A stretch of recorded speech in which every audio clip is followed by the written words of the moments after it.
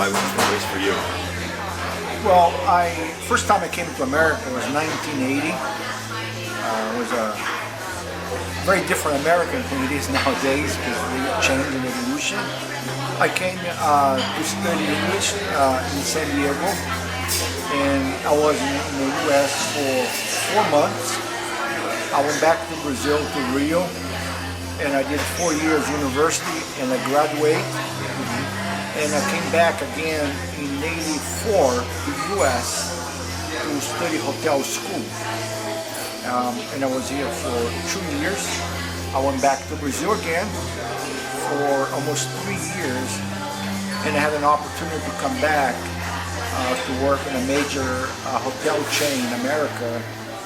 And I came back and I said, yeah, I'm going to work for 2 or 3 years and go back again to Brazil, and I never did.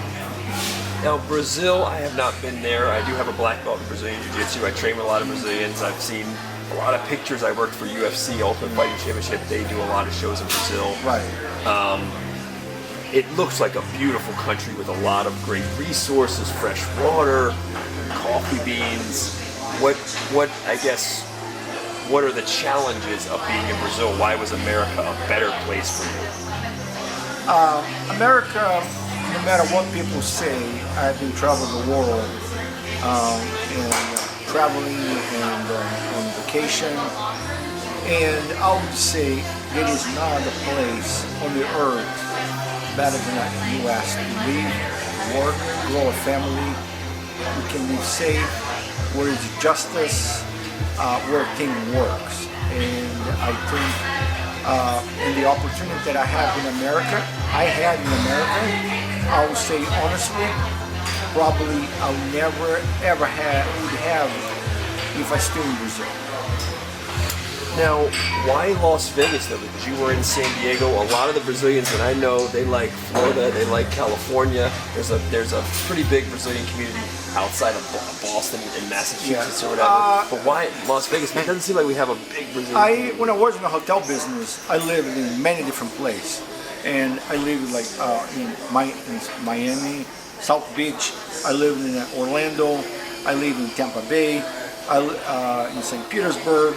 I lived in Washington, D.C., I live in Boston, I live in Indianapolis, I live in Chicago, I live in Albuquerque, I live in Lake Tahoe, I live in Palm Springs, San Diego, and the Caribbean island, Puerto Rico and Cayman Island, and I have a very short stint in St. Lucia as well. Wow. So was that a good thing? Did you like relocating and setting up in a new place? Was it just necessary, or did you actually enjoy that part of it? It was part of the job, and I really enjoyed because I was learning a lot, cultural for me, and very meeting new people and start a new life in a new place, very exciting. And I would say I live in some of the most beautiful place that anybody can live and enjoy. And I go back and say, wow, I can't believe how beautiful Lake Tahoe is, how beautiful Cayman Island, Puerto Rico. I mean, in some place, I live in San Antonio, Texas as well, I forgot. So being around and really makes a better individual to understand cultural, how to adjust quick. And I used to tell people all the time, and as I move around, you're never gonna find the perfect place to live.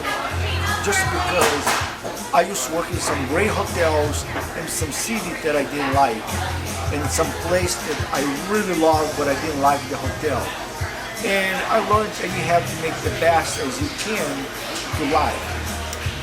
The reason why I ended up coming to Vegas, number one, because I've been in Tahoe and in Vegas. When I got married, my wife's parents, they retired, they moved to Vegas, and her family all live here. They're from Boston, but they all moved to the West Coast, and it was easier and closer for her, and we decided that Vegas would be a great place. I was tired to move around, and you grow to a certain age in your life, and said, I don't want to be moving around anymore. And because Vegas was such a big hospitality town, and I said, probably I can retire in Vegas now, and I'll stay here for good. Are you self-taught in business, or do you have a degree in business? Well, I graduated in university in Brazil to be a teacher, a professor, a Portuguese professor, and after my graduation, I realized that's not how I want to do it, and I decided to pursue the hotel business. And I did the hotel school here in the U.S. in Chicago. And when I went back again for my 2 years here in America, I took 2 years business administration, which I couldn't finish because of my schedule was very hectic, with the working and the hours that required the hospitality business. I ended up having to give up and say, that's it. I'm just going to keep working. But I did work for Hyatt hotels for 18 years. And that taught you a lot about business. Working at the Hyatt Hotel taught you a lot. You learned about a lot about business. Yes, and was a great experience for me. They were very good for me. I learned a lot. I was involved. I did 10 different hotel openings, new hotels. I did. Were you an executive with that? I was a hotel executive. Yes. Yeah. I was an executive. So you did a lot of openings then? Yes. Like launchings and openings. And I did for 1 year, almost 1 year. I was a corporate task force. So I used to go place to place, a few weeks and months, and to help them out, which was fun as well. But with my experience throughout my years, I was involved in design and reconceptualize some new restaurants and bars, even coffee bars.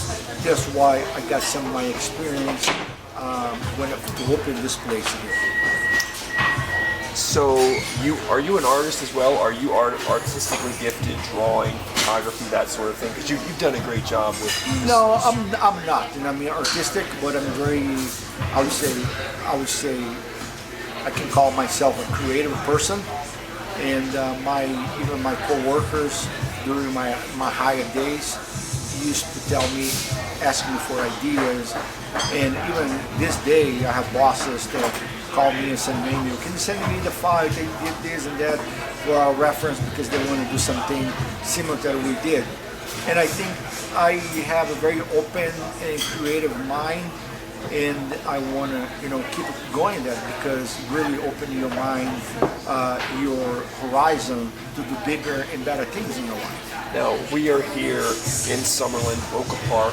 This is the flagship store for you. I believe this store is 6 or 7 years old, your first store. Yeah, 7 years. This is a lot of space for somebody for someone to launch a business that never existed, right? This is not a franchise. You didn't buy a Starbucks, you didn't buy a coffee bean. You launched your own business, a new name, a new concept, and you went pretty bold. This is a big place here. This is a lot of footage.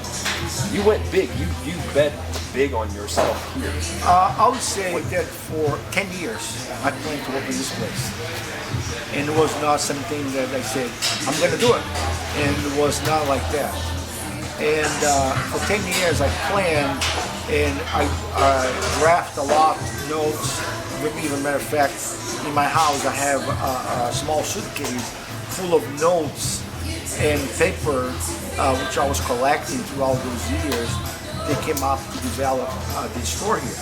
And matter of fact, the store, my whole plan started in 1999. In 2005, I met with the Boca Park, the landlord, and I thought it would be the perfect time for me to do it. But the commercial real estate back then was ridiculously expensive. And I thought my wife and I thought, it's not going to happen. We're not going to be able to do it because I don't have Bank of America to do it.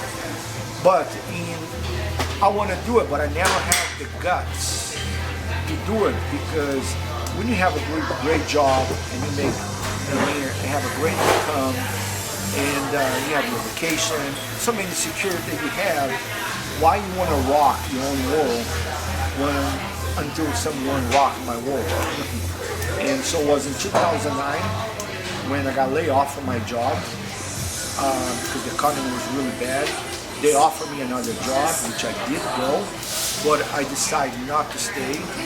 And I came back to Vegas and I told my wife and said, I you're gonna keep looking for a job. If it doesn't happen, you're gonna have to make Sambalata a reality. That's how he did. So at the time, I went to 20 different banks with my business plan and my presentation. Everybody loved it. Everybody thought it was the great project. But because the economy was so bad, everybody said, we cannot give you a loan. Let's you start up. You're not gonna make. Starbucks just closed 800 stores. How in the world when you think about opening a coffee bar, one of the biggest chain in America in the world is closing stores? Are you crazy? And I said, no, I'm not crazy, but I'm gonna create a concept that is far superior than Starbucks. And when I announced that we're gonna open this store here, I lost of friends and even acquainted and said, are you crazy? You're not gonna make. Everybody's sinking and the economy is doing so bad. How are you gonna open a place that you think is gonna succeed? And you have to have faith, believe in yourself. You have a plan very well executed. And I knew it that I wouldn't fail. I could fail because I wouldn't have enough money to sustain the business to keep it going. But I said, the idea, it is a great idea that I'm going to make it happen. And we got here today. You were out there hunting. You went to 20 or so different banks for financing. You got all of those no's. When you finally got a yes and you finally got the money, where did it come from? Did you just decide, hey, I'm going to front my own money, or I'll get my money plus my friend's money? What did you decide? How many no's did you get, and then who gave you a yes? What I did at the time, like a plan, selling some shares for people to buy, but even friends, people like are crazy. In Vegas, that's the worst, unemployment in the country, foreclosure, business, the real estate. The commercial real estate vacancy was, I think, almost 50%, and nobody. And even my wife said, "How are you gonna make this happen?" And I say, "I have a plan." And she said, "What's the plan?" I'm gonna take every single penny that I have saved from my 401k all those years, and I have to find some money. So I contact a friend of mine, which I know for many years, in Brazil as well, that grew up with me in Rio, and I said, Ronaldo, what do you think about this? And he said, I love it. And matter of fact, I have some money that I can help to fund this project and be a partner, and that's how we launched the first store. So you went all in with your savings too, your 401k. Right. How long could you have survived? You mentioned, you wanted to try to hit the ground running as quick as you can, but how long could you have survived if it didn't become popular, if there weren't the lines that we see now? How long could you have survived until you would have maybe had to push a panic button? It is a very difficult question to answer because you were going to keep going. You were all in. You were just going to keep going. I have the date that we opened. I remember walking from the garage here, and it was 5:30 in the morning because we opened 6 o'clock. We thought we were going to have some traction early in the morning, but didn't happen. And I remember walking and saying, "What if nobody shows up? What am I going to do?" And I remember my heart was like, the anxious, and say, "We have to keep faith. It's going to show. People are going to show up." And I remember it was a very slow day, but it's normal in the business. When we open the first day, I'm not a big brand. It's a startup, a new brand with a new concept, specialty coffee that we start with the latte art, the pioneer here, and so many unique things that I thought, how am I gonna make? And I thought, I don't know how long I'm gonna survive. One thing I can tell you, I told someone after we opened, I was feeling like if I don't gamble, like I have the cards on the table, and if the dealer flipped the card against me, I would have lost everything. I have all my... You went all in. All went in, and it was either I'm gonna make or not. I don't believe in a good luck.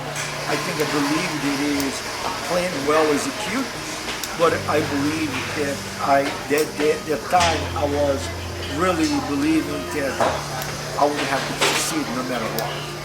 But going back in, this is a 10-year-old dream. Before it becomes reality, it's 10 years of incubation, 10 years of notes, 10 years of visualization. So that was why you believed in it so much, because you had thought so thoroughly through so much. Is that why you had such? What gave you that conviction? What gave you that rock? The conviction came from my experience being in hotel business before. I have a very solid business plan. I have a very solid financial snapshot of my future here. And only one thing I can tell you, my projection for the first year, it was I did double the revenue they anticipated for the first year. And so right there I knew that we're hitting the right spot and we have to keep pushing. Knowing that when we opened in September 18, 2010, now we are in 2017, 7 years later, I looked at the landscape of the coffee picture, the landscape of the coffee culture in Las Vegas, and there is 50 plus other coffee bars that came up in different locations because of us, because we started this culture here in Las Vegas. You mentioned that at the end of the year you had double the revenue of your original projections. But even before then, you could see with your eyes the customers start to come. At what point, at what month or so were you like, we're good, this is going to work? Well, where did you start to feel some peace of mind? I think the first 30, 60, and 90 days, it is very difficult because you have to question yourself, what I'm doing right, what I'm doing wrong, what can I do to improve business? And I think the first 180 days, it is the most difficult. And come the first year, and it's like, okay, I made it. Come the second year, and every year, I look back and say, I made it. Just because they say that SBA say that out of 10 business, every 10 business, in the first 5 years, only 2 survive. Okay, number one, it is like a planning, a solid business plan, like a capital, and innovation on your own product. After they say on the first 5 to 10 years, only of those 2 that survive, only 1 will stay in business. And you knew this before you even bet all in on this first person. I think now I look back as a business owner in a small business, and I see that it is. Even I had our accountant today, and she was talking about how much we spend money marketing and marketing, but branding and things. And what can I do to slow down the expenses to make the business? But it is a growing process because nowadays things changing so fast. Technology, social media, everything moving at such a different pace that I see a lot of small business because there is always say there is the 2 different small business. The one that you leave your job and your wife and say, I'm going to create a business. But you create a job for yourself and your wife or your family. There is another small business that say, I'm going to create a job not only for myself, but for others. And I think I fit in the category that I fit on the creating jobs for other people. The challenge that we have as a small business is I don't have all the benefits that a big corporation can offer. I mean, especially healthcare has been one of the biggest hot points because of the cost is prohibitive for us right now to offer. Shares, some incentives that people entice people to stay in those businesses, on those corporations versus the small business. That's the main thing I would say that in general, any small business, they struggle, it is to keep up offering benefit or be able to offer benefit to attract more talent to stay with you for a much longer period of time. Now, Luis, you have this store here in Summerlin, you have 3 others, and you have a 5th, I believe, a 5th store that is going to be opening at the Smith Center. Yeah, this store, the entire plan, it is done. We are working right now just on the final approval, the signage for the location. And the location is going to open like sometime in January. Maybe, no later than February. You're starting to scale from an outsider perspective. From my perspective, it seems like you can duplicate this process beyond Nevada. Right? It would seem, to my eyes at least. Years before 2010, when you opened your first Samalate, was the plan to have 5 stores, 20, 50, 100, franchise it? Was that the plan, or is that sort of an accident? No, it was the plan, because that's why even when we opened this store here, I told my wife and I told Ronaldo, and I said, even the designer who did for us, and I said, either I'm going to do right, or I'm going to go back and find a job and work for somebody else, which I'm going to be proud of what I did. And this store, it is a pride, because this store, everything here is very special, how it's built, and you look around and every time that I come here, and fascinate me, because it's really, we want to create this place that was like, you come in, you feel like, provoke your senses by the music, by the smell, by the sound, by the eyesight, the colors, and when you eat, when you taste a product, then you say, wow, I have a full experience here. From the beginning to the moment I start walking here, the moment that I leave, I let you laugh.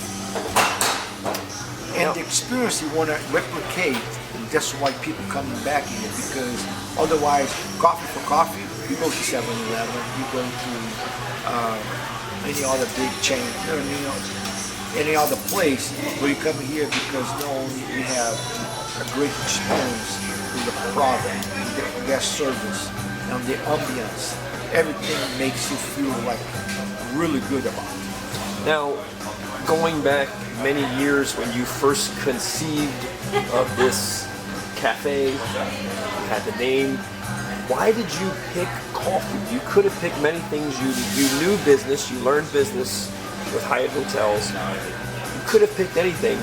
Why did you pick coffee to build your business around? Coffee, because being a food and beverage all my life in the restaurant business, it is, running a restaurant, it is very difficult. And with that, even I was telling someone the other day, someone that wants to start a new restaurant, a chef, which used to work with me, very talented.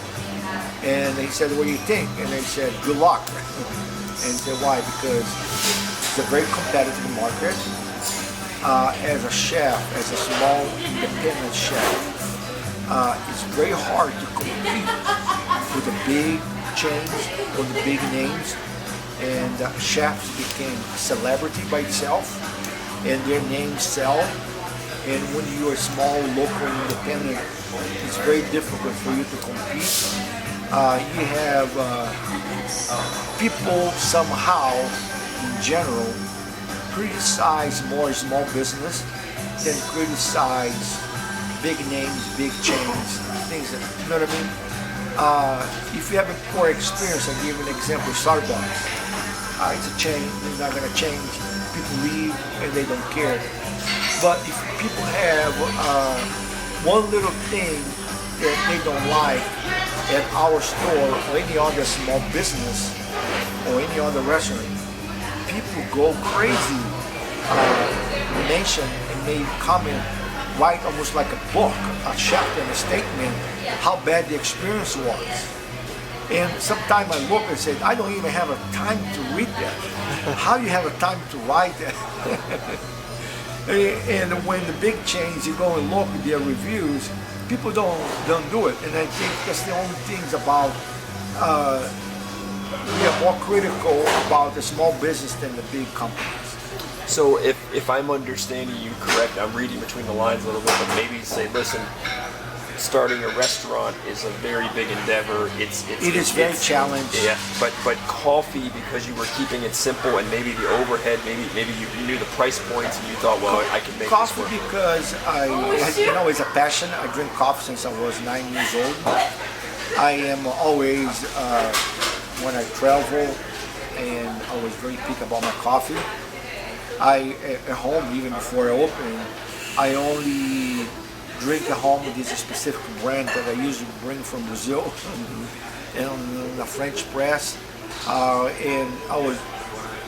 Because my great grandfather in Brazil used to own a coffee farm, and my mother grew up on this farm, and she used to tell lots of stories growing up on the farm that really fascinate me.